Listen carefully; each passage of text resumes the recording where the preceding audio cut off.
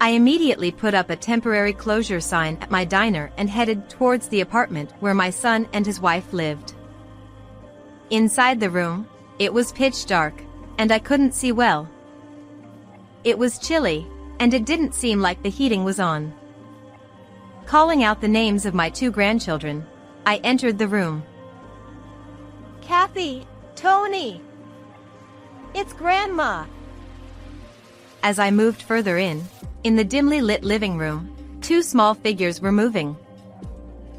When I turned on the lights, there was Kathy, painfully thin, in the freezing room. Beside her, Tony was trembling, eating a banana from Kathy's hand. 4 anxious eyes were staring at me. Kathy, Tony. Unable to resist, I hugged them both.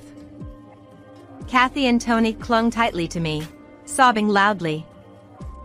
Little hands gripped my body tightly. How scared they must have been. Their mother collapsed and hadn't returned since going to the hospital. They felt like it would burst from fear. Thinking about their feelings, my heart ached. Their father, Mike, wasn't here. When I called to ask where he was, he laughed and replied, "On a trip with the family. Coming back tomorrow." "I see. Safe travels then." With that, I hung up the phone. Later, when he returned home, he would witness an unbelievable scene. I'm Beth. I run a small eatery, and today during lunchtime, it's bustling as usual. This diner, Country Cookhouse, was inherited from my in-laws. "Welcome. I'll get your table ready right away." I manage everything alone, which makes it hard to keep up. Regular customers reassure me not to fret. "Take your time. We're fine." Their words offer a bit of solace. Some regulars have been coming since my in-laws' time, while others are new, attracted by the proximity of their homes or workplaces. It's heartwarming to see the customers enjoying the food and the lively atmosphere. When I hear delicious, I mentally cheer. Before, my husband and I ran this place together. He always said, "If people are hungry, they won't be happy. So, we cook to make them happy." We enjoyed brainstorming menus, counting the cash in the register, and rearranging the seating. Those were the days, continuing until our son Mike was born and grew up to high school. But around the time Mike was a sophomore, my husband passed away in an accident. It was incredibly tough, and I even considered closing the diner. Mike had university entrance exams ahead, so I couldn't rely on him to help with the diner. I couldn't imagine managing it alone. That's when one of our regulars said, "We're waiting for you," with a gentle smile. Seeing that smile, I felt like I could give it a shot on my own. "It'll be okay, I'll manage somehow." I consulted acquaintances and my still living in-laws, and downsized to a scale I could handle alone. After 3 months since my husband's passing, Country Cookhouse embarked on a fresh start. Mike also successfully passed his university entrance exams and decided to attend his first choice school. "It's far from home, so I want to live on my own." "Sure, that's fine. Let's go check out some places soon." I always tried to accommodate Mike's requests as much as possible. This was because both my husband and I were always tied up with the diner since Mike was young, and we rarely had time for him. The diner was thriving, and we couldn't neglect it either. Even after closing time, my husband would stay back at the diner for preparations. I would return from the diner, cook dinner, and wait for my husband while taking care of Mike. "Is Dad still working today?" I remember him asking that every night when he was still small. His lonely expression is still vivid in my mind. I wished we could have sat together as a family of 3 around the dinner table more often, but it happened only once or twice. I felt guilty for making Mike feel lonely all this time. I want you to learn what you want and pursue what you want to do with all your heart. I told him before his university entrance exams and the day before he moved. Mike just nodded slightly, looking somewhat downcast. He didn't say anything more. Even after he started living on his own, I managed the small diner by myself.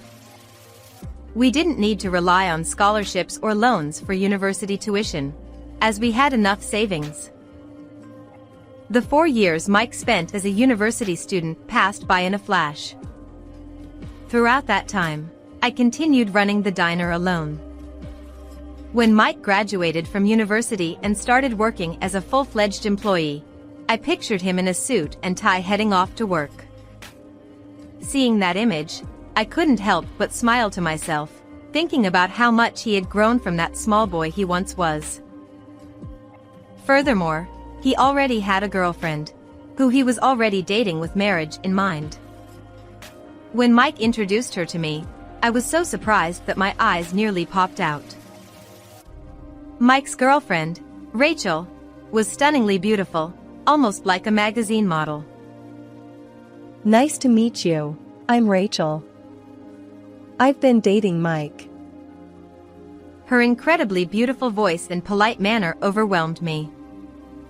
I couldn't help but wonder if she was the daughter of a wealthy family. Not at all. We're just an ordinary family. Even her gentle laughter was elegant. I wondered what charm Mike had to attract such a wonderful girl. It seemed like they were already living together. Or rather, Mike had moved into Rachel's place. What can I do? My room is next to a noisy neighbor's. Come on, Mike. It's okay. I originally rented a slightly larger room, so it's just right. Rachel's bright words were like a lifeline. Her polite language, elegant gestures, and that radiant smile, I couldn't help but take a liking to her. I know my son can be like this, but please take care of him, I said, unable to resist. And so, the two of them happily got married, and 3 years later, they had 2 children. The firstborn was a girl named Kathy, and the second was a boy named Tony. I've become a grandmother, I mused as I spoke softly to my husband's photo. On anniversaries and special occasions, I always made sure to buy slightly fancier sweets than usual. It was the same on the days my 2 grandchildren were born. Even after the children were born, Rachel would find time to visit the diner. Hello, mother-in-law. Oh, welcome. Rachel, what about your work? Since the children were born, I switched to a job I can do from home. Well, it's an age where such things are possible. I marveled, looking back and forth between young Kathy and Tony. Even these small children would grow up eventually and stand on their own, just like Mike. Thinking about it made children seem even more mysterious and fascinating. As my wrinkles increased, Kathy had grown into an elementary school student without me even noticing. Kathy, how old are you now?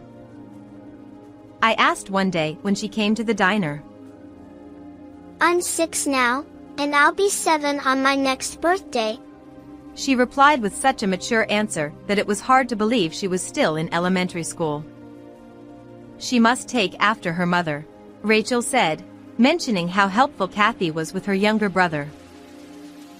They don't even fight, they get along so well. Rachel proudly boasted, beaming as she spoke. Everything seemed to be going smoothly, as if everything was leading to a bright future, but it wasn't the case. I had one worry, Mike. He had a personality that couldn't stick to a job for long. He quit the company he joined right after graduating from college in less than 6 months. There's too much to do. It's not worth the pay. Then he found another job. But he left this one too within 3 months. I can't do what I want, and it's impossible without remote work these days. If you keep changing jobs like this all the time, you won't achieve anything. It's not my fault. It's because of the bad economy. He'd always find some excuse to quit whenever something didn't suit him. Seeing him like this, I just shrugged my shoulders. If you're not working, then you must be taking care of Kathy and Tony, I assumed. Huh? No, I'm not. Rachel takes care of them, so I'm not involved. He replied. It was Rachel who supported the household in place of Mike. Even when talking to me, Mike was glued to his smartphone screen. I wondered what he was so eagerly looking at. Hey, Mom, take a look. I have a hobby of exploring restaurants, so I upload them on social media. When he showed me his screen, there were rows of photos of various restaurants, delicious-looking pizzas, pastas, fried chicken, and large steaks. Mike talked about his number of followers and likes, but it all went over my head. Why don't you work properly instead of fooling around like this? I asked. It's not playing around, it's serious. I'm aiming to become an influencer. What's that? Never mind. Mom, follow me and like my posts. I don't understand that. Give me your phone. I'll install this app and do this and that. With quick finger movements, he swiftly set up an account and showed me which button was for like and how to view posts. But after he left, it was all still Greek to me. I don't get any of this. It's beyond me. I sighed, putting my smartphone aside and focusing on keeping the diner's accounts. Sometimes during video calls with Rachel, I found out she was also asked to check Mike's social media posts. But there were more important things to focus on nearby. I preferred video calls with Kathy and Tony over social media. Mike had helped out in my diner briefly when he was unemployed before. His reason was that it seemed easier than a corporate job. Although no job is easy, I appreciated his help in the diner. Besides, I heard that these days, it's becoming less common for children to take over their parents' businesses. I had no intention of forcing Mike to take over, and I planned to gracefully close the diner when the time came. However, perhaps there had been some change in Mike's mindset. I dared to hope that he might want to take over the diner. I happily put Mike to work in the diner, letting him guide customers and take orders. He got along well with regulars, engaging in friendly conversations, which was refreshing to see. The first week seemed to start well. I thought, maybe this suits him better than a corporate job after all. However, from the following week, Mike began to slack off gradually. He hardly took orders or did any cleaning or guiding customers. Not only that, he started browsing social media in front of customers. And regardless of whether they were regulars or newcomers, he would ask them to follow and like his posts. The next day, Mike didn't show up for work, even though it was his scheduled shift. Mike, where are you? Are you off today? I'm quitting that job. It's tougher than I thought. From then on, he didn't answer my calls no matter how many times I tried, and I ended up running the diner alone as before. Eventually, Mike stopped coming to the diner altogether within 10 days. Since then, he focused more on social media than anything else. On the other hand, Rachel seemed to be juggling multiple jobs lately, sacrificing her sleep. I worried she might collapse someday, but Mike showed no signs of concern. He didn't even think about giving up his restaurant tours and social media posts. During our occasional video calls, Rachel let slip her true feelings. I just wish he could earn a bit more, she said, sounding unusually dejected, her shoulders drooping. Her lovely smile had vanished, and her usually clear voice sounded somewhat hoarse. Mike, as usual, continued his restaurant tours and rarely stayed home. When I reproached him, he always said the same thing. If I become famous and expand my network, it'll lead to something in the future. While I doubted it would really work out, I still listened to his words. But deep down, I also felt a desire to support Mike if he could make a living doing what he wanted. Somewhere in my heart, I harbored the naive thought of letting Mike pursue his dreams. Rachel, too, seemed to believe in Mike's endeavors and refrained from criticizing him too harshly. Indeed, thanks to his initiative, his number of followers and likes had increased slightly. However, I would soon realize that it was a mistake. One day, I was in the diner as usual. The weather forecast had predicted it might snow at night, and it was as cold as midwinter outside, with overcast skies. Since there were no customers in the afternoon, I used the time for evening preparations and cleaning. As I diligently wiped tables, my phone rang in my pocket. It was Rachel. Thinking it was our usual video call, I answered. But the voice on the other end was very weak. Mother-in-law, I'm sorry to bother you, but there's something I need to tell you. To my shock, she had collapsed from overwork a few days ago and had to be hospitalized. Hospitalized? How are you feeling now? Is your body okay? I'm okay, barely. Don't be such a stranger. Why didn't you tell me sooner? I'm sorry. I tried to, but Mike said it wasn't necessary. Mike? He said he'd take care of the kids himself. But I'm worried about them. I see. Is Mike at home? Would the fickle Mike really take care of the kids? But if his wife was hospitalized, even Mike would have to look after the children. He said he'd watch them. Although I want to believe. I sensed a hesitation in her voice, giving me a bad feeling. He's been posting photos on social media. I don't think he's taking care of the kids. Rachel was following Mike's social media as well. She decided to check the app herself. As Rachel had said, even on the day she was hospitalized and the next, he was casually posting pictures of pizzas.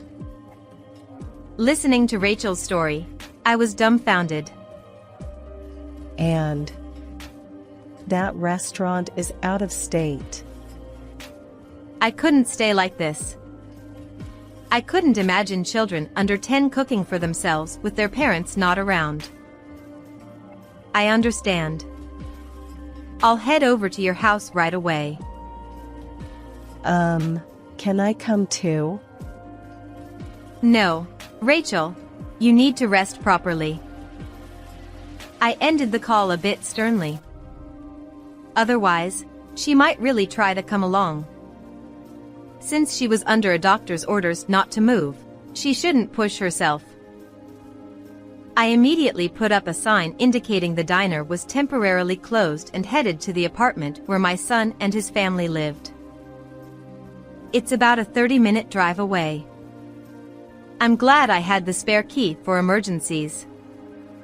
I hurriedly unlocked the door and stepped inside. Kathy! Tony! Where are you? The room was pitch black, making it hard to see. As I took a step forward, I bumped into something like a plastic bottle. In the silence, I took another step forward. It was chilly in the room, and it didn't seem like the heating was on. Kathy, Tony. It's Grandma. As I moved further in the unlit living room, two small figures moved. When I turned on the light, there, in the freezing room, was Kathy, painfully thin. Beside her, Tony trembled as he ate a banana from Kathy's hand. Four anxious eyes stared at me. Kathy, Tony. Unable to resist, I embraced them both. Grandma. Kathy and Tony clung tightly to me, sobbing uncontrollably. Their small hands gripped my body tightly. How frightened they must have been. Their mother collapsed and didn't come back after going to the hospital. They must have been terrified. Thinking about their feelings, my heart ached. I'm sorry I didn't realize sooner. Everything's okay now. I turned on the heating and pulled out their jackets until the room warmed up. I boiled water in the kitchen and brewed hot cocoa. Kathy and Tony both drank the cocoa from their mugs, looking pleased. I hadn't seen Mike so far. In fact, I hadn't even seen anything that looked like his shoes. Hoping it was all a mistake, I called Mike. He answered immediately. Hey, Mom. What's up? He chuckled as he spoke. What are you doing? I'm trying out the limited time menu. It's gonna look great, I think. Where are you? I'm on a family trip. We'll be back tomorrow. The phone line was bustling with noise and chatter, and I could hear the crowd. He was clearly at a tourist spot. But he wasn't with his family. He was alone. It seemed like he was only thinking about himself. He couldn't protect Rachel, Kathy, or Tony. I felt strongly that I had to protect them. With my insides boiling with anger, I decided to feign calm. Good. Make sure you come back safely. Huh? Oh, right. About the souvenirs. Before Mike could finish, I hung up. He had hidden Rachel's hospitalization from me. And he had abandoned the children to indulge in a limited-time dish. When I talked to Kathy, it seemed that Mike had been lying about going to work. I knew it, Grandma. Mom was working too hard, right? Even in her young age, she understood why her mother had collapsed. She might not know the word overwork, but she knew it was too much. Mom looked sick for a long time. That's why I picked some food for Tony from the fridge. What about you? Did you eat anything? No. I endured it. She shook her head vigorously. Her cheeks looked sunken, and she was skinny for a grade schooler. She must not have eaten anything during the days her parents were absent. I want to see my friends because I haven't been to school. But I have to wait for Dad to come back. Kathy's eyes welled up again. You're a brave girl, Kathy. That day, I decided to stay at the apartment. I wanted to cook for the two of them, but the fridge was empty. Ketchup alone wouldn't make an omelet. We have no choice. Let's eat out. What do you two want? Since they were both hungry, they couldn't stop naming various dishes. Eventually, we ended up at a buffet restaurant and ate hamburgers, grilled cheese, cakes, and more.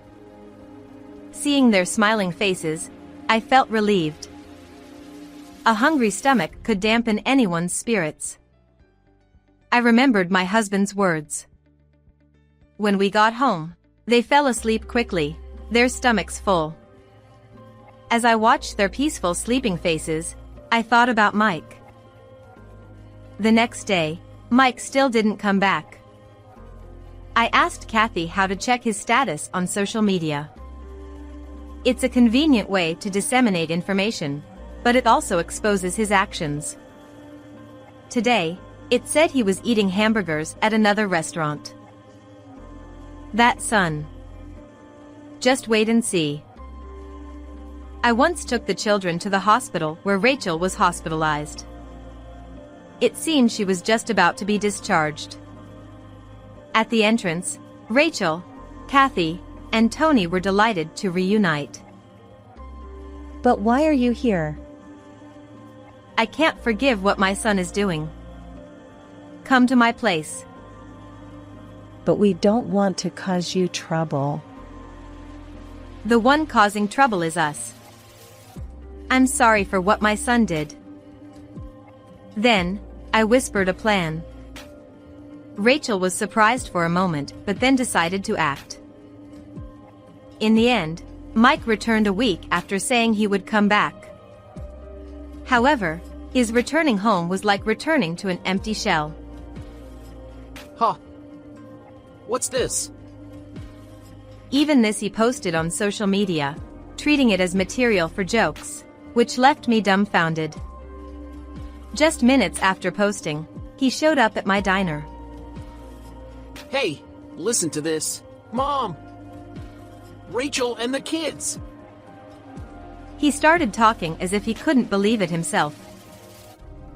When I got home, there was no one, and nothing.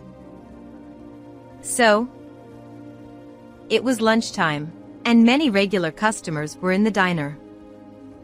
He enthusiastically began narrating to garner their sympathy. I'm doing my best for my family. But my wife and kids left home even though I'm working hard on social media. Well, that's tough. I listened with a weary heart, but the regulars felt differently.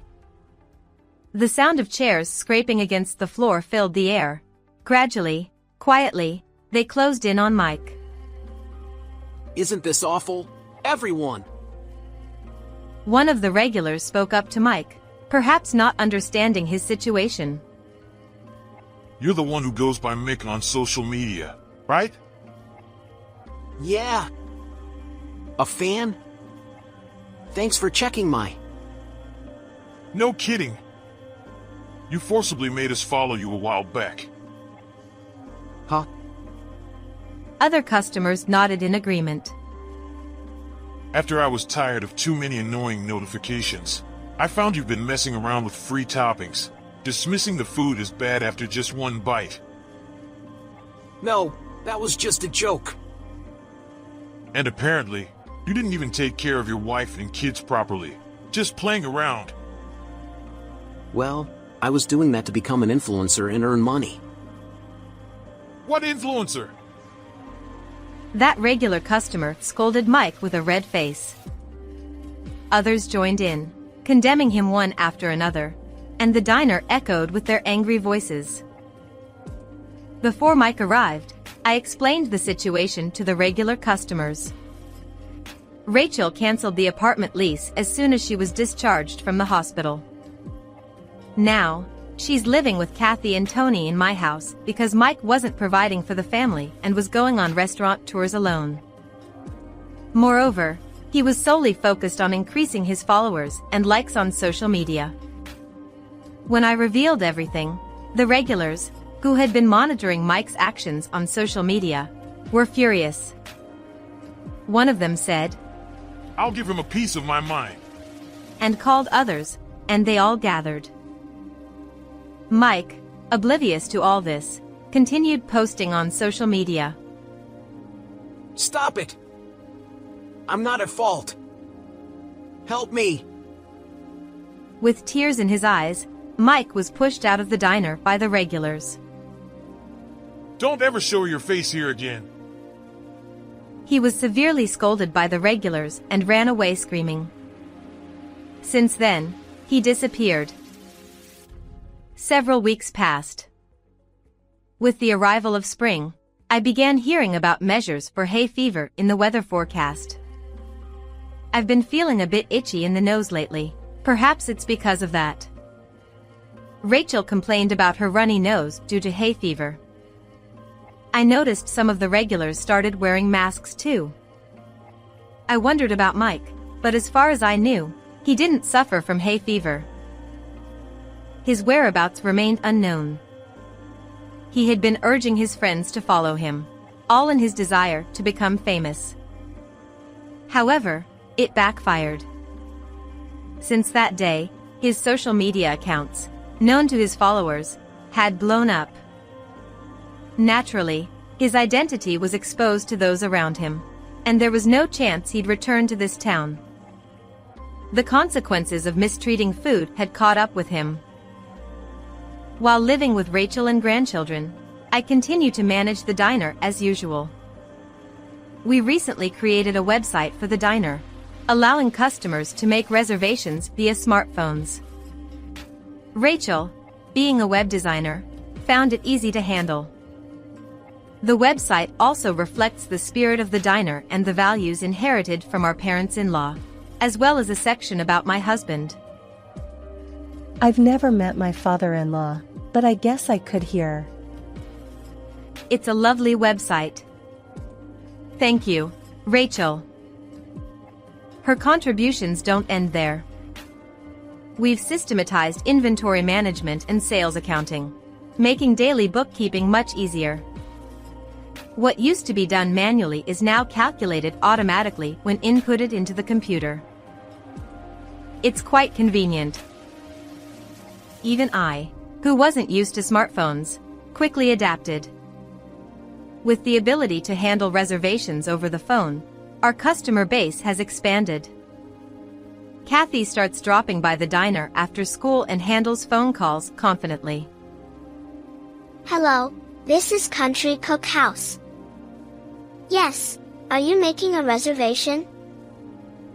Even though she's a bit hesitant, she refuses to let me take over, shaking her head confidently. Our recommendation is the fried chicken. It's seasoned with garlic powder and crispy when freshly fried.